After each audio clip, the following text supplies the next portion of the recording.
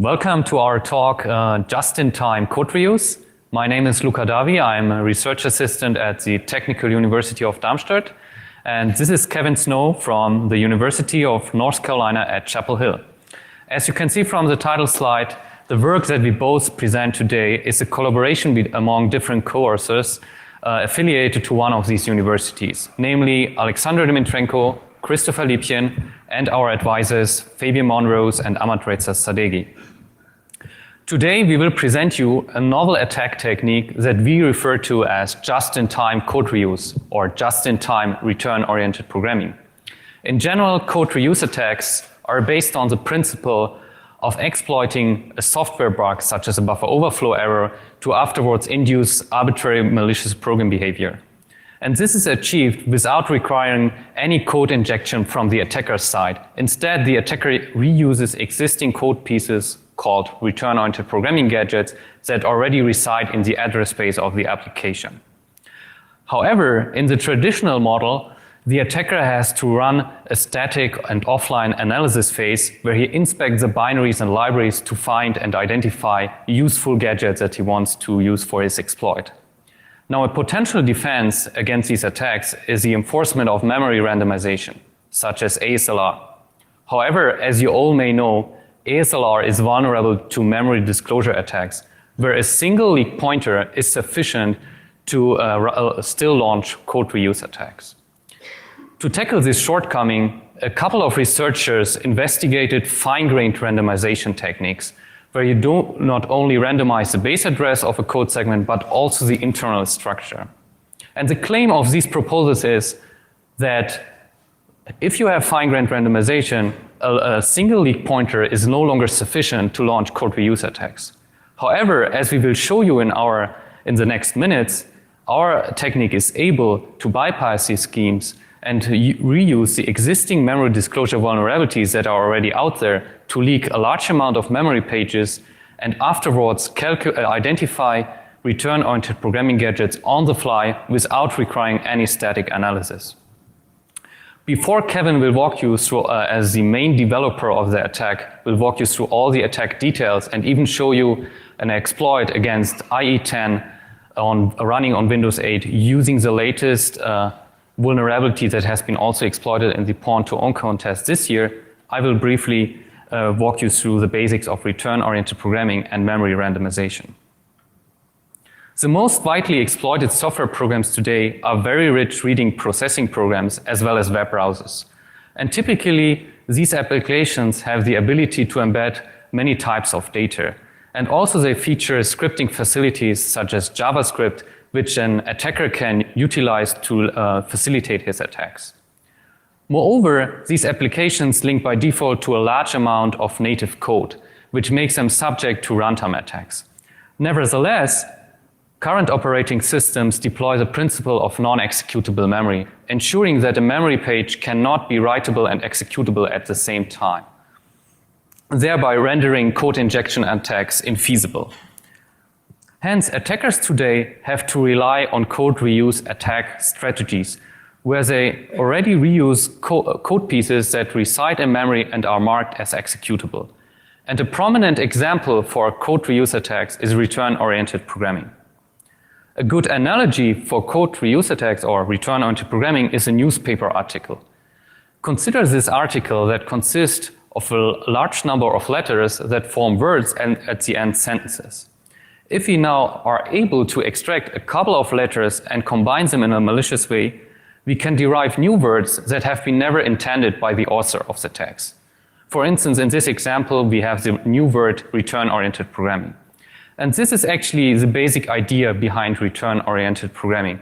One has only to replace the letters with machine instructions, meaning that an attacker can generate new malicious programs out of existing benign programs.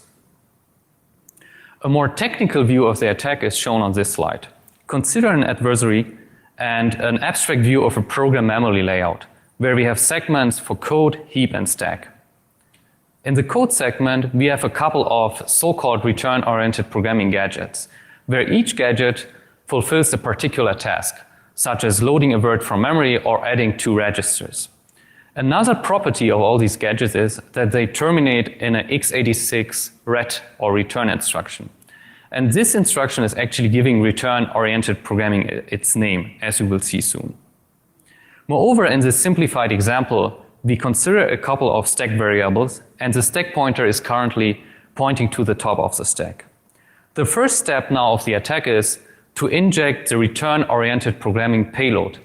However, the payload in this example does not consist of malicious code directly, but of a chain of return addresses where each return address is pointing to one of these gadgets. Moreover, we assume, in this example, a heap vulnerability, which an attacker can exploit to hijack the execution flow of the program. In particular, he redirects the execution flow to the gadget that is pointed to by the first return address. And this return address points to the stack pivot gadget. This gadget has a particular task in every return-oriented programming payload. Specifically, it sets up the stack pointer so that the stack pointer points to the beginning of our return-oriented programming payload, which in this example is return address 2. Once the final return instruction is issued by the stack pivot gadget, then we pop return address 2 from the stack and redirect the execution to the next gadget in our chain, which is the load gadget. And automatically the return instruction advances the stack pointer by 4 bytes. And an attacker can now repeat this procedure as long as he desires. For instance, after the load gadget has been executed, the return instruction would redirect the execution to the final gadget, which is the add gadget in this example. Obviously, code reuse attacks already exist for a couple of years. And to give you a very brief and selected overview of the most relevant papers in the space, we have created this slide. It basically started in 1997, where Solar Designer presented an exploit where he was able to redirect the execution to a library function in libc. In 2001, Nergal advances this idea and showed how to call a chain of functions in a return into libc-like fashion. In 2005, Kramer presented borrowed code chunks exploitation, which already included the basic ideas of return-oriented programming. Specifically, he used a couple of gadgets to load registers to afterwards call functions. In 2007, Hovav Shacham finalized this idea and presented his paper on return-oriented programming. In particular, he showed that the attack technique, in contrast to standard return into libc, is Turing complete, meaning that you can run arbitrary computation and malicious behavior. In 2008, Hovav also presented return-oriented programming on Black Hat. And moreover, in the same year, we have seen return-oriented programming attacks against Spark processors and Atmel AVR embedded processors. In 2009, Ralph Hund et al. Showed that return-oriented programming can be also applied to rootkits. Moreover, in the same year, FX Lindner showed return-oriented programming against Cisco routers, and Charlie Miller and Vincenzo Yuzzu showed an exploit against iOS running on ARM processors. And finally, in 2010, we had a couple of papers at Black Hat, and also return-oriented programming has been used in the Pawn2Own contest to exploit the Safari browser on iPhone and to exploit IE8 on Windows 7. Moreover, we also have seen a paper on return-oriented programming without returns, showing that the attack does not necessarily require return instructions to be executed, but indirect jumps and indirect calls can be used as well. However, all the mentioned works require that static analysis phase to identify the gadgets that an attacker wants to leverage in his attack. Now, one potential defense, at least from a theoretical standpoint of view, is to deploy address space layout randomization. The basic idea of ASLR is to randomize the start or base address of code and data segments. Consider for this, again, an abstract view of a program memory layout where we have segments for library, executable, heap, and stack. If the application is restarted, then all the base addresses get randomized, and an attacker can only guess where his gadgets and code that he wants to reuse resides in memory. However, ASLR is vulnerable to memory disclosure attacks, where an attacker retrieves a single runtime address, and based on that runtime address, such as a leaked function pointer, he adjusts all the addresses pointing to its gadgets by the randomization offset. This attack is possible because ASLR only randomizes the start address, but the internal structure remains the same. A more detailed example of a memory disclosure attack is shown on this slide, where the example is taken from Cerna's last year's talk at Black Hat. Consider a couple of objects on the heap, where the first object is a vulnerable object that contains, as a member variable, a buffer. Afterwards, we have a JavaScript string, and finally, an object that contains some interesting function pointers that we want to read. The attack now works as follows. We overflow the buffer and override the length field of the JavaScript string. In particular, we set it to the maximum size, which allows us to use standard string methods in JavaScript to read any address from the memory space. In particular, we can read the function pointer of the object that is just next to the JavaScript string. However, the challenge here is that we can only read from addresses that are mapped to the address space of an application. Otherwise, the application would crash and the exploit would not work. Now, to tackle this shortcoming of address space layout randomization, where a single leak pointer is sufficient to bypass the entire scheme, researchers have proposed in the last 2 years the principle of fine-grained address space layout randomization. And the idea is quite straightforward. We do not only randomize the base address of a library, but we also randomize the internal structure. For instance, in this example, instruction sequence 1 is moved from the top to the middle, and the other instruction sequences, their location are also randomized. Now let us go in more detail for each of these proposals. The first proposal presented by Pabas et al. Enforces randomization within a basic block. And the authors specifically propose 3 randomization techniques. The first technique is based on instruction reordering, which is obviously only possible if the instruction sequence, if the instructions have no dependency from each other, so that they can be easily switched. The second technique proposed is instruction substitution, where we replace an existing instruction with an equivalent instruction that has the same effect. Note that this technique does not directly prevent return-oriented programming. However, recall that return-oriented programming can also be based on unintended instruction sequences, where we have a C3 byte representing a return instruction in x86 within the opcode of a move instruction. So to eliminate these unintended instruction sequences, one could deploy this instruction substitution technique. And finally, the authors propose register reallocation. If this is, for instance, possible if a register is free to use, then we can replace that with another register. However, this scheme only performs randomization within a basic block, so that functions remain at their original position, allowing return into libc attacks still to happen where I call entire functions. The second proposal uses basic block randomization or basic block permutation. And the idea is as follows. Consider we have 3 basic blocks in our program, and each basic block consists of 2 instructions, where we have also a call instruction that in BBL1 that calls the BBL3. Now we reshuffle all the BBLs in the memory so that they get a new position. So BBL1 is moved to the bottom, BBL2 to the top, and finally BBL3 to the middle. This reordering also involves adjusting memory addresses. For instance, the former call to the address of 10FF has now to be adjusted to 10A0 because BBL3 has moved its position. Moreover, the return instruction issued in BBL3 will target the instruction following the call instruction in BBL1.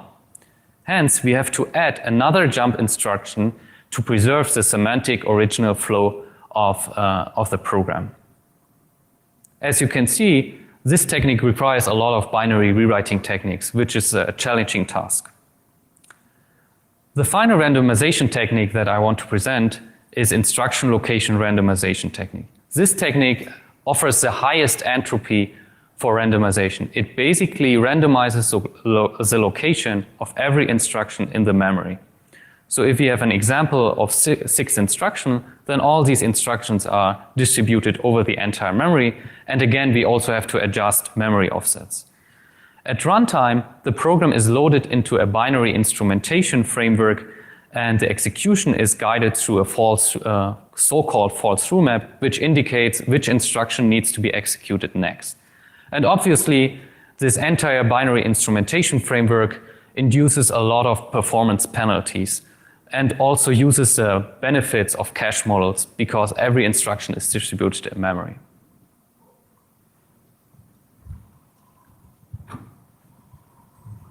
All right, so the main question we were trying to answer in the work that we did was whether fine-grained ASLR actually provides any benefit over the standard ASLR scheme. And if it does, we want to know if it is going to provide a viable defense in the long run. So in our pursuit of answering that question, we made the following contributions in our work. First, we developed a novel attack class that does in fact undermine fine-grained ASLR that we dubbed just-in-time code reuse. Second, we also show that memory disclosures are far more damaging than many have previously believed. Finally, we don't just talk about this idea in theory. We actually developed a prototype exploit framework that demonstrates one instantiation of our idea. And since that instantiation is based on the paradigm of return-oriented programming, we call it JIT-ROP. Before I get into the details of how JIT-ROP actually works, let's talk about some assumptions. On the defender side, or the vulnerable application that we're trying to protect, we assume a non-executable stack and heap. And this essentially means that the adversary is not able to directly inject code to execute as a payload. Instead, they have to make use of some code reuse strategy. Second, we also assume a strong fine-grained ASLR scheme is used with no implementation-specific flaws. Think about all the fine-grained ASLR schemes that Luca just presented, combined and just taking the best features of all those with none of the problems. On the adversary side, we have similar assumptions to those that are required to defeat standard ASLR. Namely, we do require that there is a memory disclosure vulnerability present that's going to enable us to read the value of an arbitrary address in memory.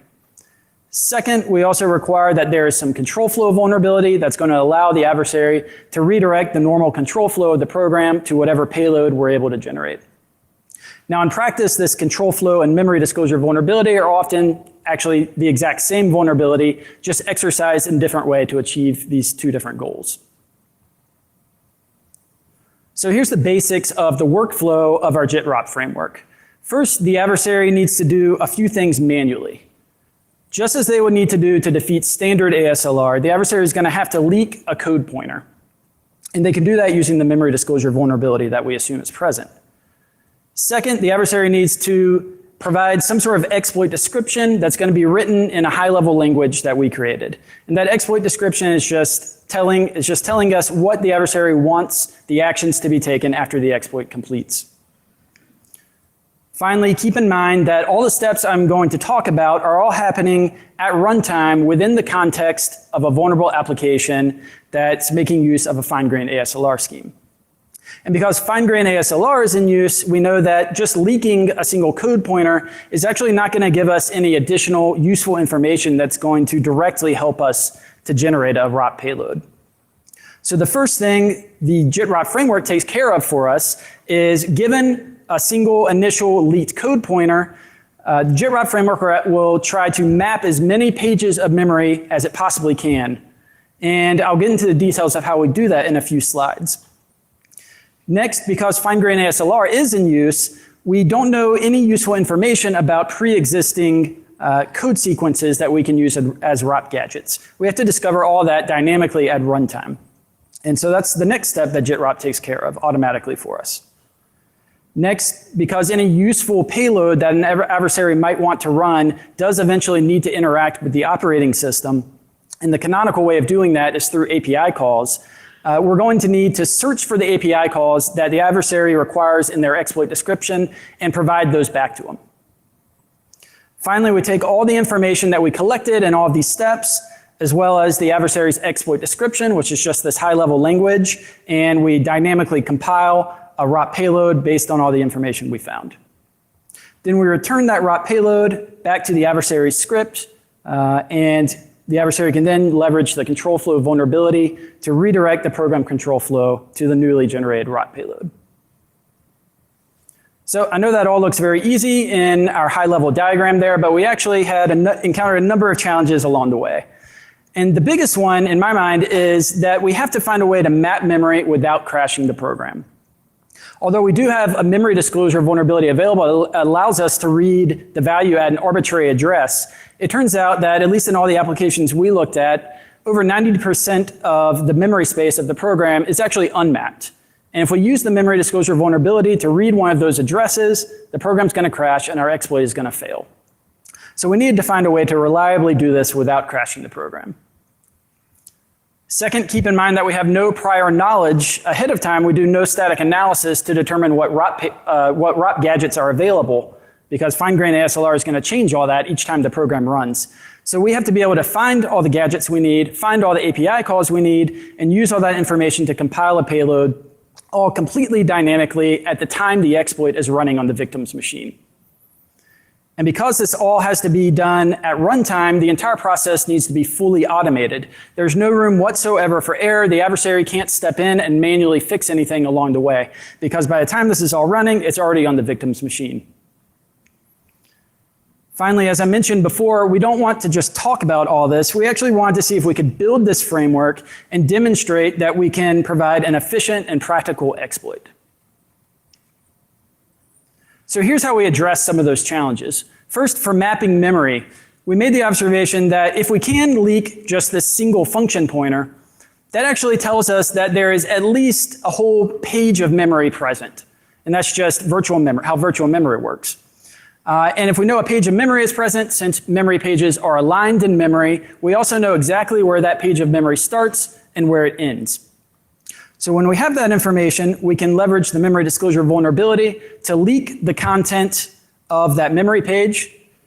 Then again, at runtime, we disassemble the contents of that code page, and we look for all call and jump instructions that point to another page in memory. When we find those, we queue them up and perform the same analysis on those. And we recursively repeat this process until we've exhausted all the pages that are somehow interconnected with that initial leaked function pointer page. Now that we have all the pages that we need, the next step is to look at API calls. Now consider that the adversary might want to write a payload like this. And this is your classic download a file from the web, then execute it, and try to cleanly exit the process payload. The problem is, when we're iterating over all the code pages in memory, what we usually find is something like this. We see a lot of just standard Windows function calls dealing with Windows, et cetera, and often these function calls we find while iterating over the code pages don't match up at all to what the adversary wants to actually use in their payload. So we need a way to actually find or look up those API calls. So as it turns out, something that is very common in almost all programs is dynamically loading both libraries and dynamically figuring out where function pointers are. And those are done with the API calls, standard Windows API calls, load library, and get proc address. And as it turns out, these are scattered throughout most code pages. So our solution, instead of actually looking for the API calls that the adversary really needs, we just look up the load library and get proc address calls, and then require that the adversary writes a payload where all of the API calls need to be dynamically looked up using the ROT payload itself. So the payload on the left would need to be rewritten to look like the payload on the right, and this is very similar to how our high-level language looks. Essentially, it's just loading a library to get the address of that library, then getting the address of the URL download to execute function, and then calling that function and continuing on. And here the @ symbol you're seeing simply represents the return value of the last function. Next, we've mapped out all these code pages. We found the API calls that we need, which were just those 2 API calls. The next step is to actually look for useful sequences of code that we can use as gadgets in the next step when we compile a payload. So the way we do that is by iterating over all the code pages we found, and we use the Galileo algorithm, originally introduced by Shikam in 2007. And all that algorithm does for us is give us an efficient way to extract all the short code sequences from all the pages of memory that we've found. Now, keep in mind that in the next step, we need a way to automatically use all these code sequences to compile a payload. So we need to abstract some of these code sequences into higher level gadget types, so we can work with them easily in the next step. So the way we do that is just by defining a few types, and each of these types just represents a discrete action, like moving a register into another register. And the way we map the code sequences to the types is by looking at the first instruction in any code sequence. For example, this first code sequence is just moving the register EAX into the register EBX, and that maps up exactly to a move register gadget. We also iterate through these, and if any of the instructions, the first instructions in the sequences doesn't map up to one of our gadget types, that's not useful to us, so we just get rid of it. Next, the first code sequence is actually just represented by one single instruction. So now, since there's no adverse effects that could possibly happen in subsequent instructions after that, we say that yes, this is a good gadget. Let's take it, make it into a gadget, put it into our bin so we can use it later in our compilation phase. When we do have more than one instruction in a sequence, we need to examine all the subsequent instructions and make sure that they're not going to perform some action that's going to crash the program potentially. So if we look at this second instruction sequence with a pop EAX, that's simply loading a value into the EAX register, then we are moving the EAX register into the memory address pointed to by the ECX register, but we haven't previously defined ECX potentially. So this is something that could potentially write to an address that's not mapped into memory and could potentially crash the program. So we do our entire gadget analysis very conservatively, and for these situations, we just say we don't want to use that, we don't want to take the chance, and we discard that. Now in the last instruction sequence, the second instruction is just moving register EDX into EBX. It's not writing to a location in memory, and it's not killing the value that we just loaded into EAX. So we say that's okay, that's not going to cause any harm, so let's just add that into our gadget bin. The final step in all of this is taking the adversary's high-level exploit description and combining that with all the gadgets that we've actually found available in the pages we've iterated over, and trying to piece those together into a payload that's actually going to perform the actions that they want. So the way we do that is we look at each program statement and note that there's any number of ways that we could potentially combine all the gadgets that we've actually found to perform the actions in each of these lines. So what we do is generate all the possible gadget arrangements that could fulfill what's needed, and then we look at the gadgets that we have available. And we use algorithms similar to those used in the Q gadget compiler to do this. And this is something that was proposed by Schwartz et al. In 2011. Basically, at this point, we have all the potential ways to create our ROT payload, and we look at what we have available, and then we try to fulfill at least one arrangement of gadgets for each program statement. And when we're able to do that, we have a full ROT payload available now, and we can then serialize that into a form that the adversary can use. For example, if this is all running in a web browser as JavaScript, this would be serialized just down to a JavaScript string. Now keep in mind that everything I've presented so far is our initial implementation of JIT-ROP. And so there's a lot of room for improvement in this. For example, in our memory mapping phase, a lot of times when you're disassembling code, there's also a lot of data intermixed within that code. So we have there's the potential to misread data as code and accidentally point to a page that's not actually code and crash the program while we are mapping memory. So one thing we could do to improve this is have some better algorithms for discerning actual code from what's just data, but it's embedded in the code section. Another thing we could do is right now we just look at finding API calls. We haven't explored at all the direct use of system calls. So that's something that could potentially improve things as well. In the gadget finding phase, you notice probably that we're very, very conservative in the gadgets that we find. We throw out anything that could potentially have any adverse effects. So something we can do is lower that conservativeness, but that's going to be at the expense of complexity and adding a lot of code to ensure that nothing bad is going to happen. In the compilation phase, we've basically just defined a very small subset of all the ways that you can combine gadgets to achieve whatever actions the adversary wants to have. So another thing we could do to potentially reduce the total number of gadgets that we actually need to find is by defining just more composite gadgets that implement each operation. Finally, we could optimize this entire thing by improving the code throughout the entire framework. But even with all these things that we may do in the future, we can still show that our framework does pretty well. Now, one of the big questions is regarding page mapping. And since all of their steps in our framework rely on our ability to map out a large number of code pages, to find gadgets within them, to find API calls within them, it's worth looking at how well we're able to do that page mapping in detail.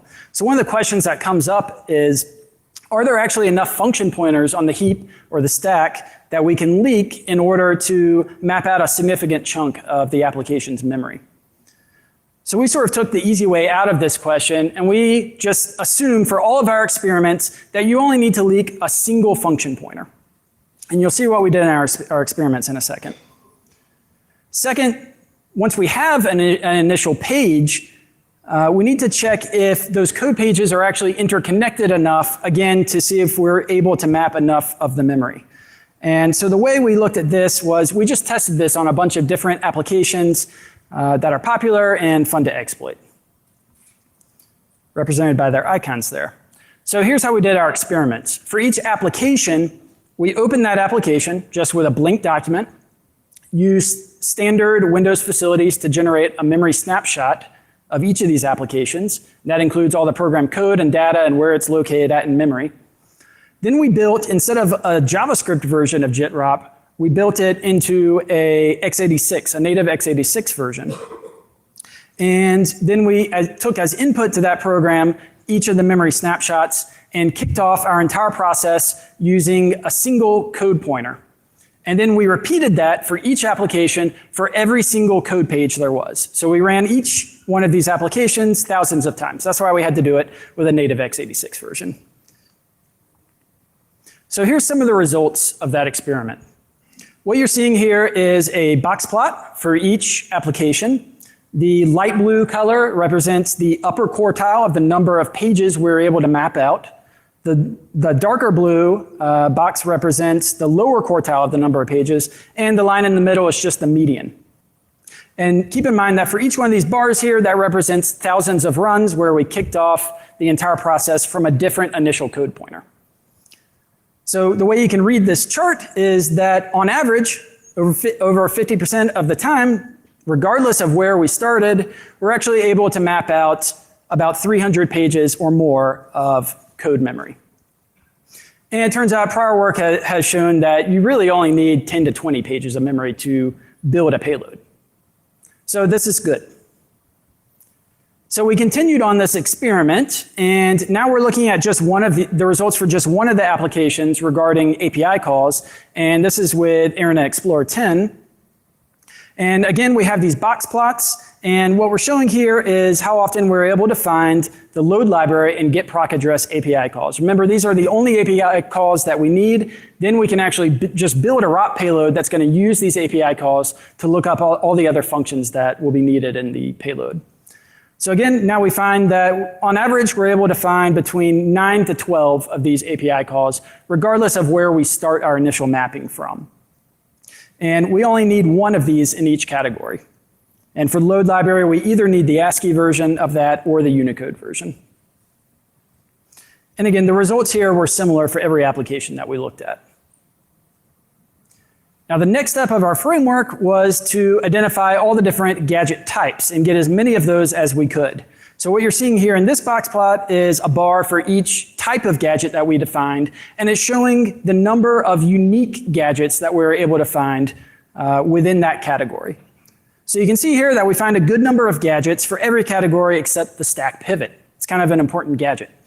We only find just a very few of those on average.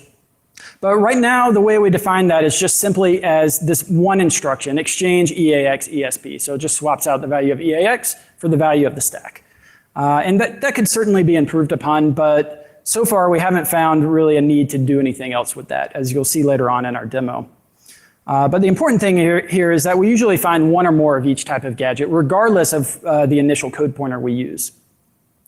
I think it's also important to note here that we ran all of these experiments both with fine-grained ASLR enabled and without fine-grained ASLR enabled.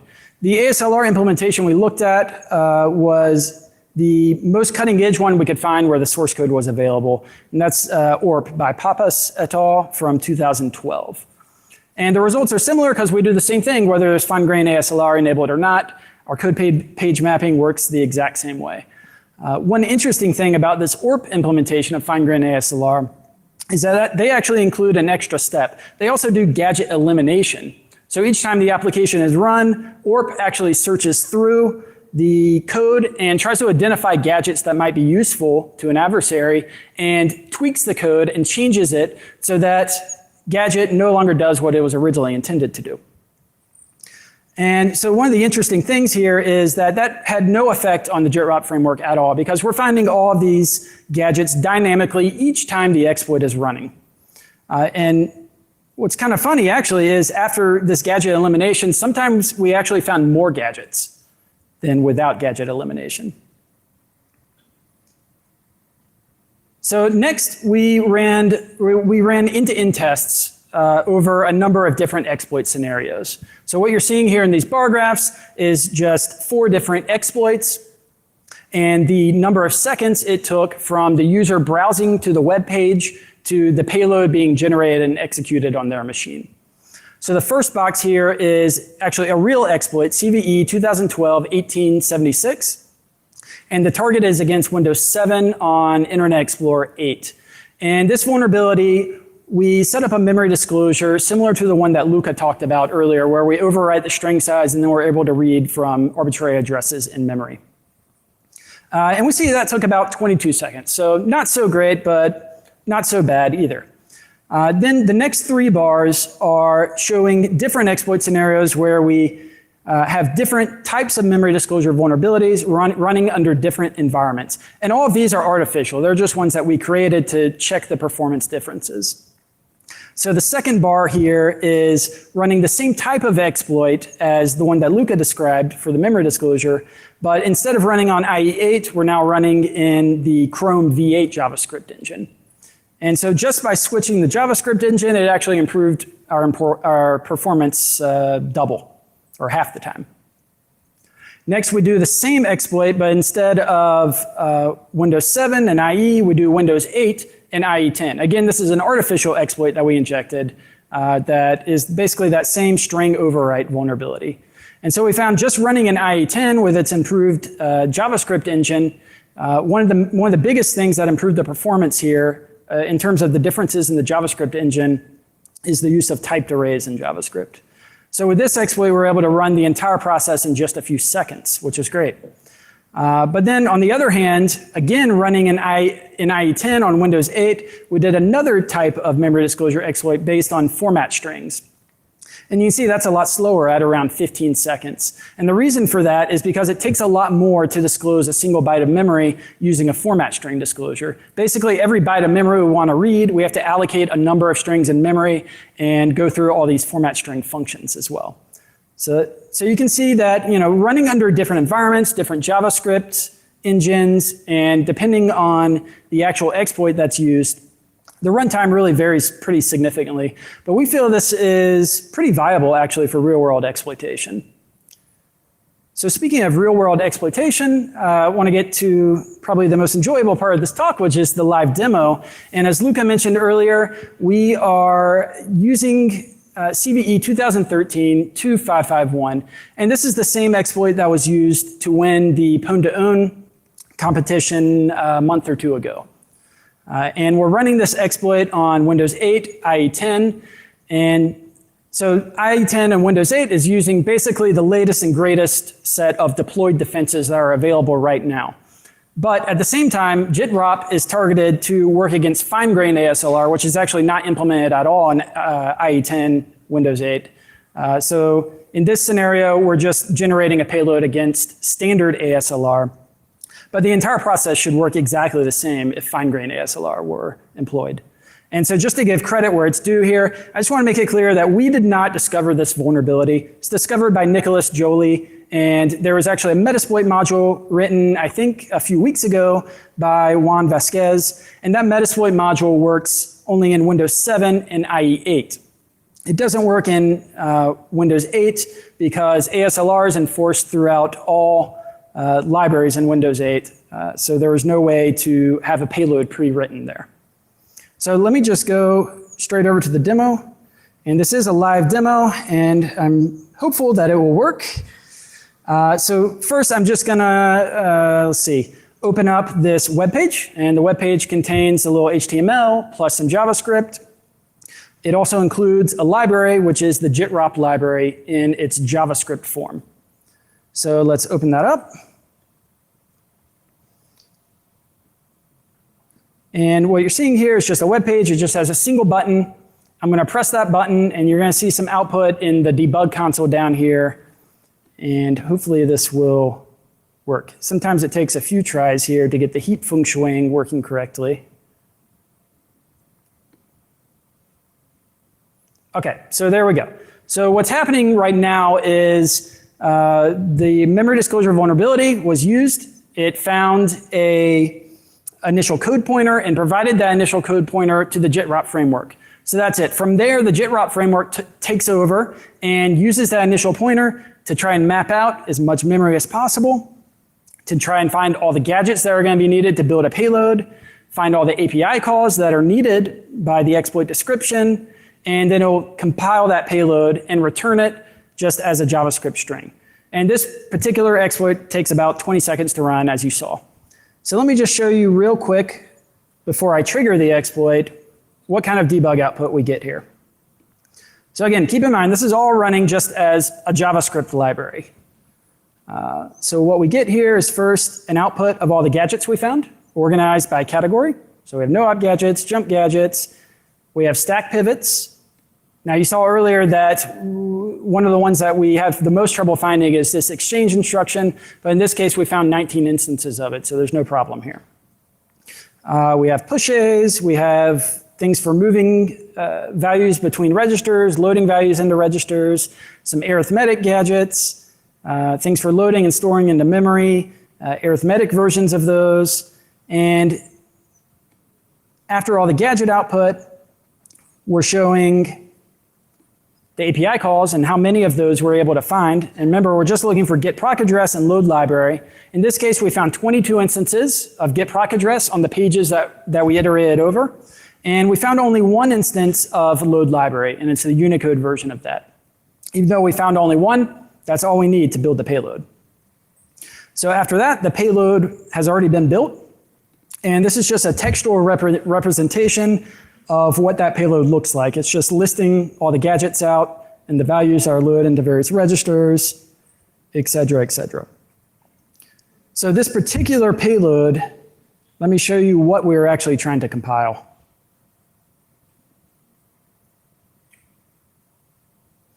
Okay, so this is the actual exploit here, and this is what you as the adversary would need to provide for the JITROP framework.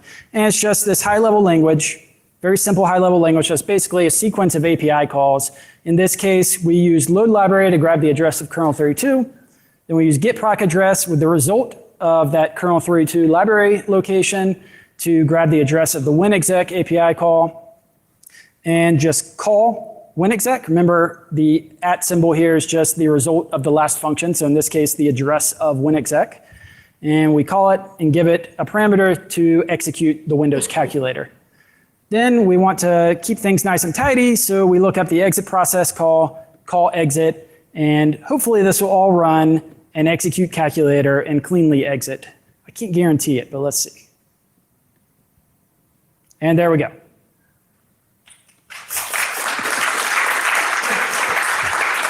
And I have a few more payloads that I want to show you. Let me check how I'm doing on time. Okay, great. So I think I have time to do this. The other thing I want to show you is just running that same payload, but instead of redirecting execution to the payload, let's redirect execution to an address in memory that I know is going to be invalid ahead of time. So we're just going to redirect execution to the address of 1, which should be unmapped.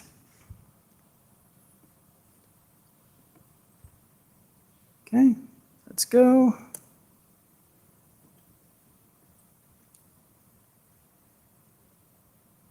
Takes a couple tries here for the heap feng shuang. Okay, got it on the second try. So now again, we're just mapping out all of the code pages that are available, finding all the gadgets, finding all the API calls that we need. And the reason I changed the address to 1 is in order to crash the program. And I want to crash the program because after that happens, I'm going to open it up in a debugger so you can actually see the ROP gadgets as they execute. So while this is running, it takes about 20 seconds or so.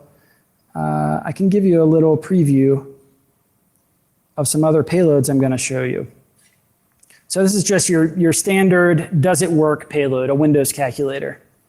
The next one I want to show you after I go through this debugger is just to show you that we can do a lot more complex things with this very simple high-level language. And here I'm just chaining together a whole bunch of calls. I'm going to open a whole bunch of calculators. I'm also going to write some data to a file. Then I'm going to open up that data in Notepad so you can see that it was written. And then again, cleanly exit. Let's check on this here. Okay, so we're all done again. What I need to do is in the debug output, I'm outputting the address of our payload. But remember, we're going to redirect to an invalid address, so it should crash when I close this. Okay, it crashed, so let's open it up in the debugger. This is just Immunity debugger. And I hope you guys can read this when it comes up.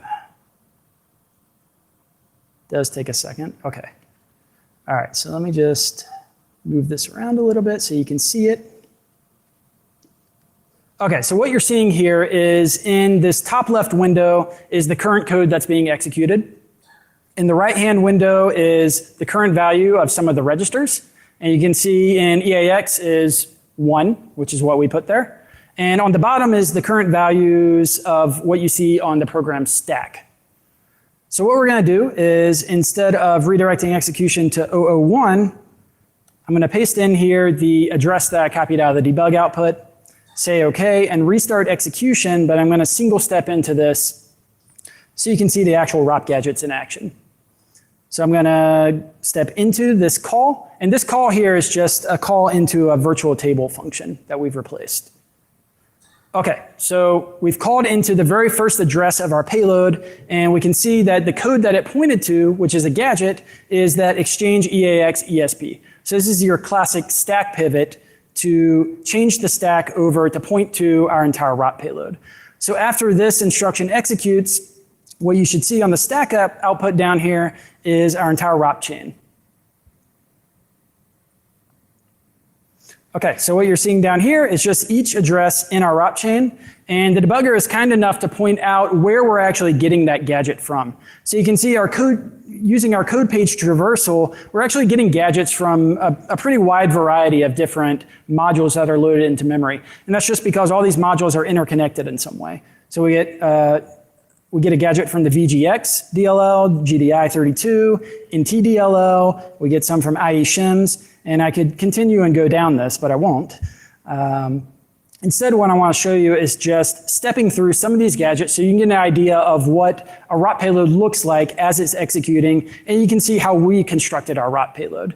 So we just step through each of these, and all that's happening is each address, one by one, is popped off the stack, and each of the addresses points to some code sequence. That's our ROP gadget, and we continue on, and you can see values are being popped from the stack, and our ROP payload is being consumed. What's happening right now in the payload actually is a small preface to the actual payload that goes in and patches all the null bytes into the payload itself. Null bytes are something we had to get rid of for this particular exploit. So if I continue to step through this, you'd see the entire payload be consumed, and eventually Windows Calculator would pop up. But I'm not going to go all the way through that. It would take too long. So I'm going to close this, and I think I should probably wrap up soon. So maybe I'll skip this very large payload, and instead I want to jump to what would be what most real-world adversaries will be interested in doing, which is downloading a file from the internet and then executing it as a payload. So let me just change the payload that's going to be built and executed here to this download exec payload. And I got to remember to redirect execution to the correct place. Okay. That's that, and we can now run this.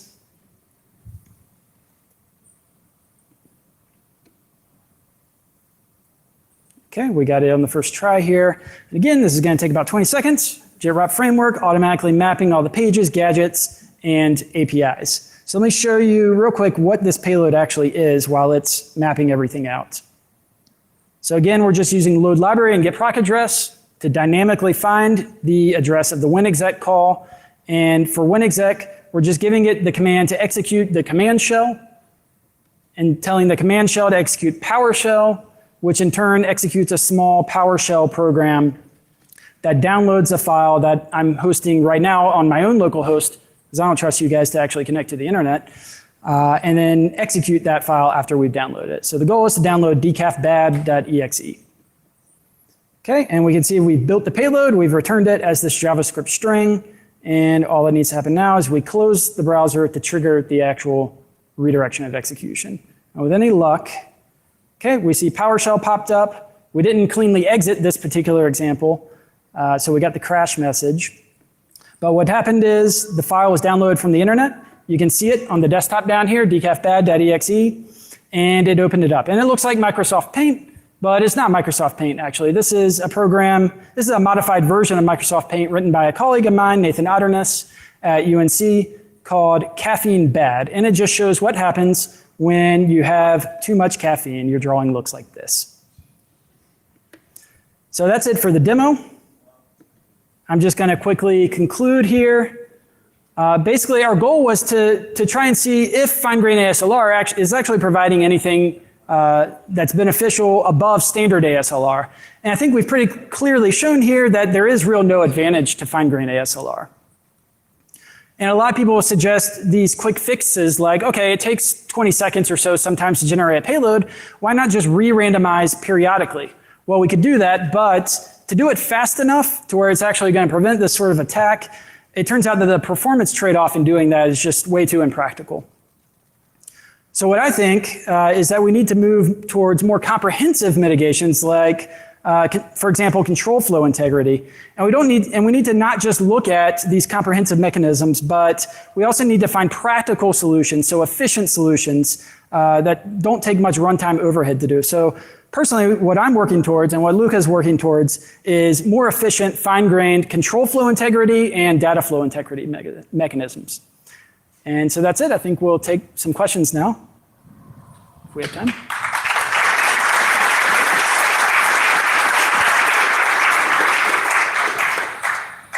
Yeah, 5 minutes. Questions?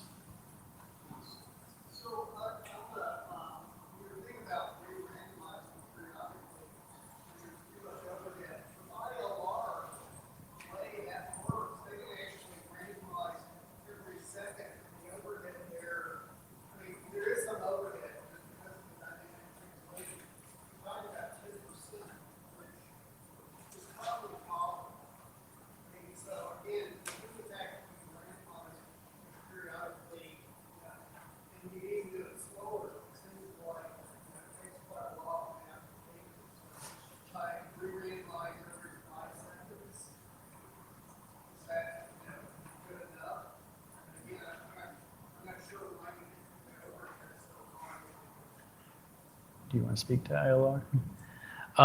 So it depends, of course, which kind of randomization you enforce. So the paper that we have read about re-randomizing periodically was also reshuffling and enforcing fine-grained randomization. And there the overhead was quite big, and they could only do it for a specific kernel. So I'm not aware of the work you are referring to, but the overhead should be quite high if you, in particular, if you want to re-randomize all the libraries that are included into your program.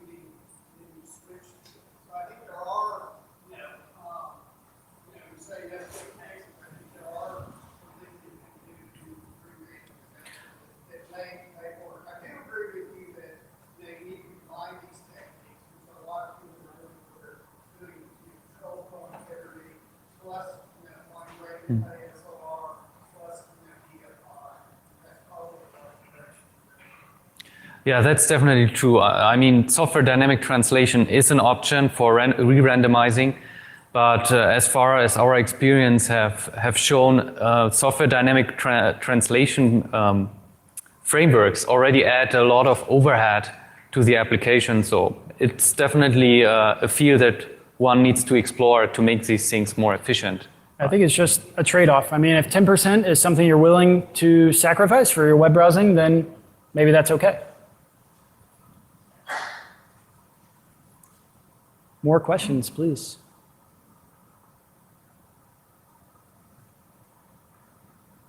I think everyone is hungry for lunch.